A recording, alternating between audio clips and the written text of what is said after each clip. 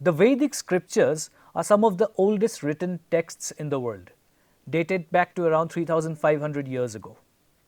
How did these texts shape the society, economy, and beliefs of the people that influence India even today?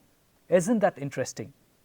Now, before we understand the Vedic age, we have to understand who the Aryans were.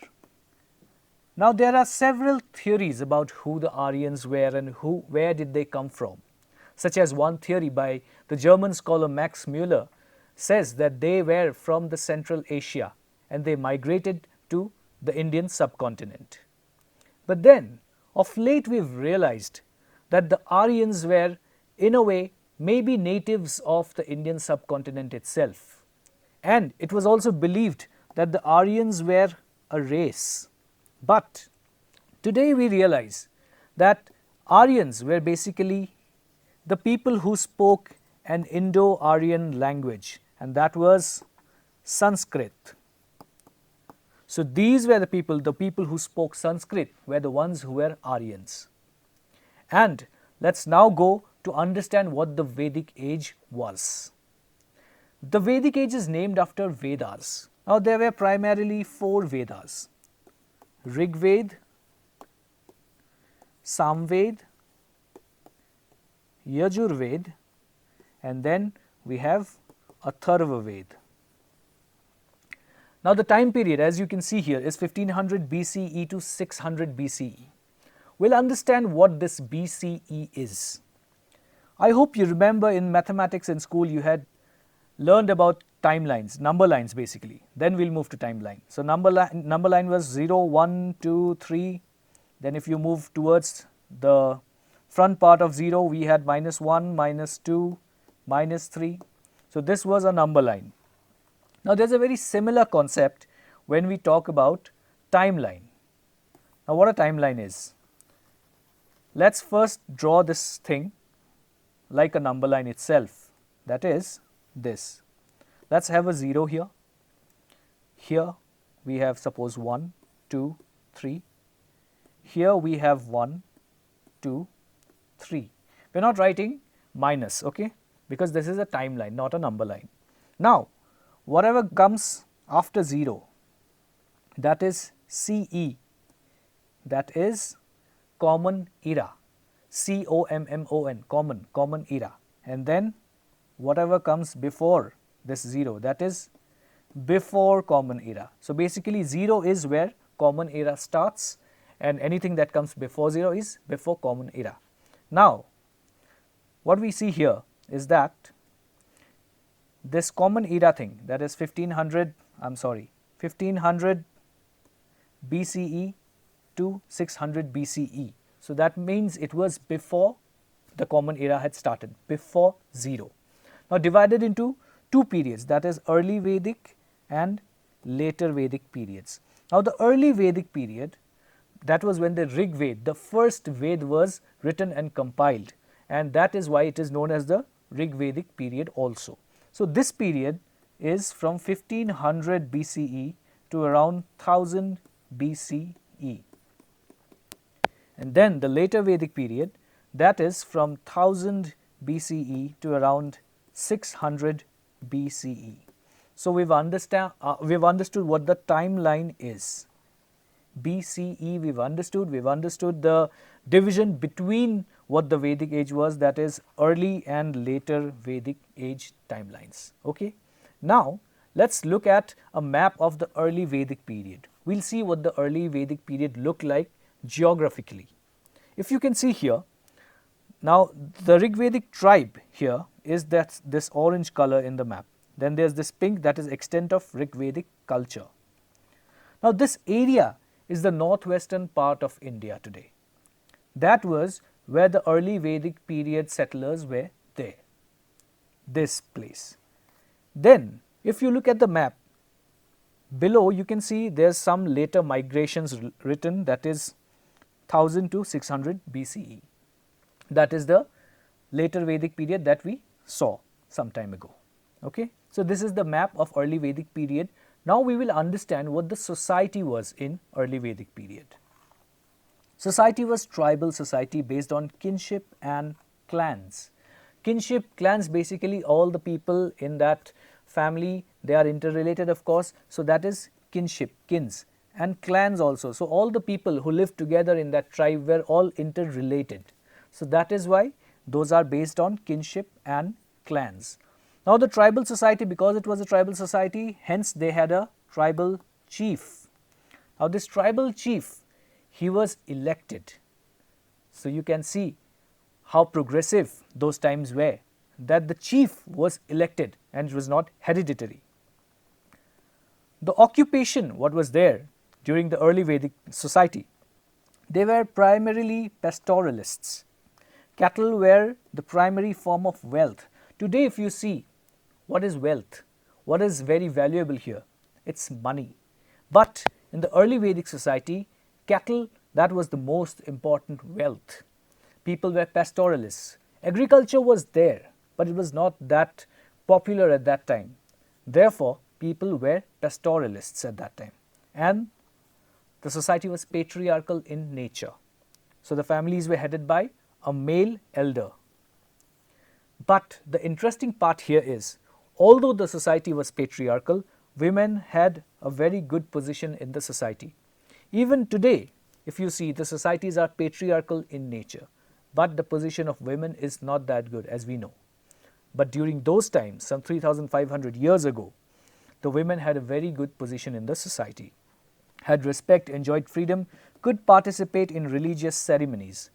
Now remember, I told you the chief was elected. There were some assemblies actually during those times. So those were sabhas, then samitis and vidhatas. So all such samitis, assemblies were there during those times. Now women could participate in these assemblies. How progressive, right? Sabhas, women were part of sabhas. Vidhatas, women could also participate in vidhatas, voice their concerns, voice their opinions in these assemblies. Therefore, we understand that the women had a very good position. Now you must be wondering, how do we know all these things about the Vedic society? Now I was not there, right? The people who have written books, history books, your ancient history books such as R.S. Sharma, Romila Thapar, so those people were not there, right? How do we know about all this? We know about all this because we have literary sources from these times, which is these Vedas. Now, if we look at the Indus Valley Civilization, if you have not watched my video on Indus Valley Civilization, you can click on the I button and watch it. So there we saw how we know about the Indus Valley Civilization was basically from the excavations that we have, what we found by excavating those areas. But here we have literary sources to help us understand those times. Now, let's move on to Later Vedic Age. Now, in the Later Vedic Age, this is a map. In the Early Vedic Age, we saw people were here in the western part of India, right? Northwestern part of India. But now we see people have moved here in the Ganga Yamuna Doab. The reason we'll also see here, we'll get to know in some time why the people started migrating. But we have to understand that people started migrating by the Later Vedic Age towards this fertile area. Now, if we understand the Later Vedic society, we understand that there was a caste system. Now, the caste system, it's not like it suddenly erupted from somewhere. Even in the early Vedic times, the caste system was there, but in the form of the Varna system. Varna system was there. Now, what is Varna system? Varna basically comes from the word Varnan. Varnan is description. So, in the early Vedic age, when people had to describe themselves, they would describe it using Varna. What color are they? Are they fair? Are they dark skinned? And then what occupation do they profess? Do they follow? So, that also was there in Varna. So, the Varna system was not very rigid. Now, if someone was very good with studies, that person would be a Brahmin in the early Vedic age. Someone was a very good warrior, that person would be a Kshatriya. And all the common people were in the third part of the Varna system. Now, the thing is, this was not rigid and there was no hierarchy. And all the people who were not Aryans, non-Aryans basically, so they were called Dasas and Dasyus. So there was no hierarchy, as I said, but then those people were not a part of the Varna system, so they were called Dasas and Dasyus. And whenever the Aryans used to fight and then take over some region, so those people who were already living there, those will be called Dasas and Dasyus, and they will also be treated as slaves. And a trade of slaves was also witnessed during those times. So this was during early Vedic period I am talking about. But in the later Vedic period, this entire Varna system, it became very rigid. Earlier, like I said, it used to be based on occupation. What does a person do? Based on that, the Varna system was there. But now in the later Vedic age, it became more about which family were you born in. So the moment you are born, you belong to a caste. Therefore, it became very rigid and it became a hierarchical structure, that is Brahmans, Kshatriyas, Vaishyas and Shudras. It became like this, right? So, this thing, emergence of 4 Varnas, it started emerging that time in the early Vedic period itself, but then it turned into a rigid caste system in the later Vedic times. And then monarchy. Now we saw in the early Vedic times the tribal chief was elected, but now in the later Vedic period, this king, he had a lot of power in him. These assemblies used to be there in the early Vedic times, which used to take decisions. We saw about that. Now in the later Vedic times, these assemblies did not have a lot of role to play. Therefore, these tribal chiefs became very powerful and they became kings and they centralized all the power. So, the monarchy system came here in the later Vedic period, and the women's position, which we saw was very good in the early Vedic period, started declining in the later Vedic society. Their role became more restricted. Now, they could not be part of these assemblies, sabhas, vidhatas, they could not be part of those. They were also traded. Well, this was also there in the early Vedic period, but then it became more prominent now. Women were traded, they were also treated as slaves, and there are certain books where you will find, which talk about the Vedic times, later Vedic times, you will find that the position of women was equal to Shudras. That was the plight of women during later Vedic period. Then moving on, we see the economic shift that happened in the Vedic age. Now earlier in the early Vedic period, we saw it was a pastoral society, predominantly pastoral, and wealth was measured in terms of cattle. Now if I have 1 cow and someone has 10, so that person who has 10 cows will be richer than me and I will be poor. But in the later Vedic period, agriculture became the primary thing, and this led to surplus and also trading. When you have surplus, you will obviously be trading. Now, can you tell me one thing in the comments? Why did these migrations happen that we saw in the map? Why did the people settle in the Ganga, Yamuna, Doab? Can you tell me that? Now, the hint is here. Let me know in the comments. And also, barter system was there. Trade was there without coins. We saw trade was there, but it was without coins, using goods like cattle and grains. Like we saw, cattle was important, so therefore they would trade all the goods in lieu of cattle and grains because they had surplus grains. Coins were also there. It's not that there was no coin, but it was not that prevalent at that time, so people won't use it much. And then what technology were they using? So by now the Iron Age had started. So use of iron plows in later Vedic age is seen.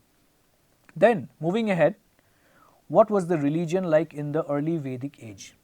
So polytheism, so a lot of gods were there. It's not like just one god they would pray. So there were a lot of gods, and mostly those were natural forces as in fire, which was called Agni, wind, which was Vayu, and rain, which was Indra.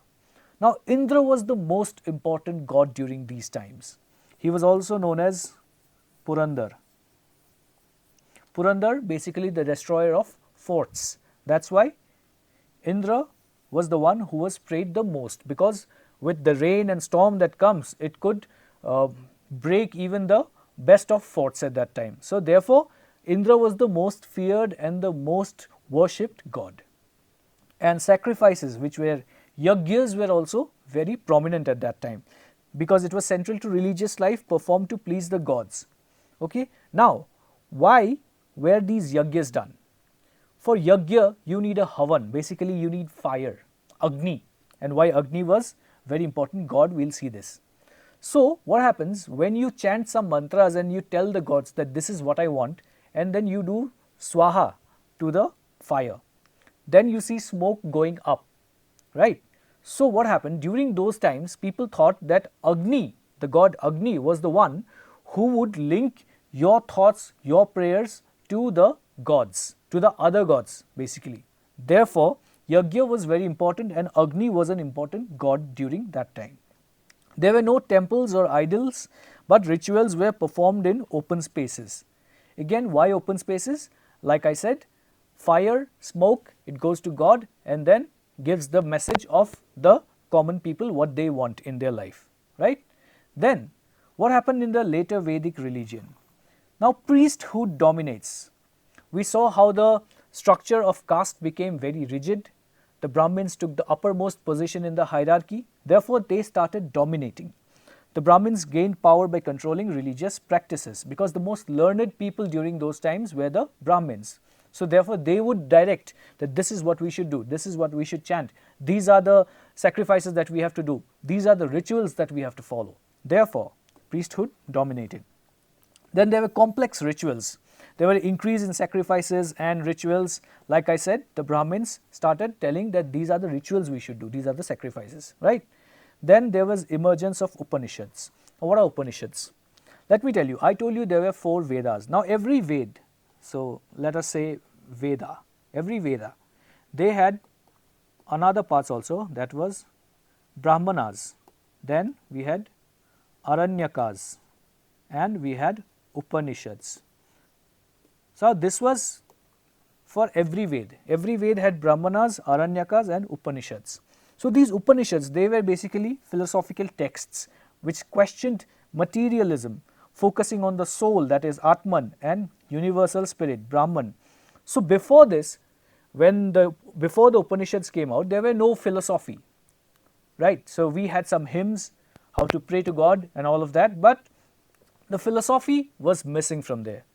With the Upanishads, the philosophy started and we started questioning a lot of things, but again, we also remembered that the rituals which are written already in the text, the scriptures, we have to follow that and we have to pray the gods. That we remembered always.